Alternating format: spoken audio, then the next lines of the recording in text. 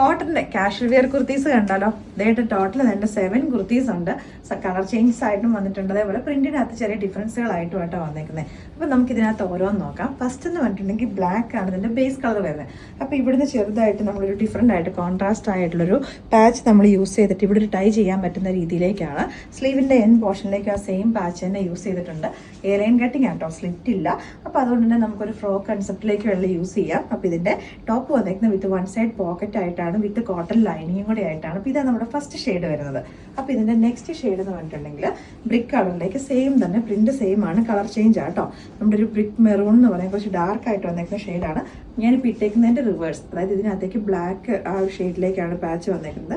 ഇങ്ങനെയാണ് സൈഡിലേക്കായിട്ടൊരു ടൈസ് വന്നേക്കുന്നത്. ഇതിന്റെ ബാക്ക് പോർഷനിലേക്ക് വരുന്നത് ഇങ്ങനെയാട്ടോ. അത്യാവശ്യം നല്ലൊരു ഫ്ലെയർ പോലെ വരുന്ന രീതിയിലേക്കാണ് ഇതിന്. അത്യാവശ്യം എയർലൈന് നല്ല വിരിവ് തന്നെ നമ്മൾ കൊടുത്തിട്ടുണ്ട്. അപ്പൊ ഇതിന്റെ ഫ്രണ്ട് പോർഷൻ വരുന്നത് ഇങ്ങനെ.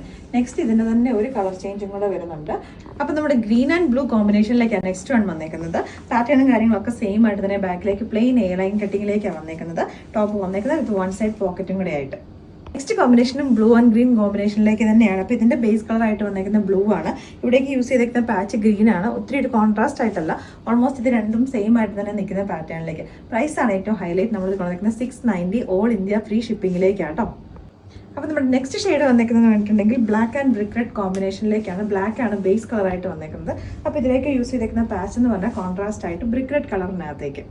അപ്പോൾ നമ്മുടെ നെക്സ്റ്റ് ഷെയ്ഡ് വന്നേക്കുന്നത് പറഞ്ഞിട്ടുണ്ടെങ്കിൽ നമ്മുടെ തിരിച്ച് റിവേഴ്സ് ആയിട്ട് ഇതിന്റെ ബേസ് കളർ വന്നേക്കുന്ന ബ്രിക്ക് കളറാണ്.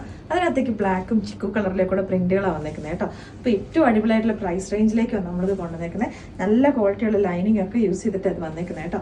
46 ഇഞ്ചസ് ലെങ്തിലേക്കും.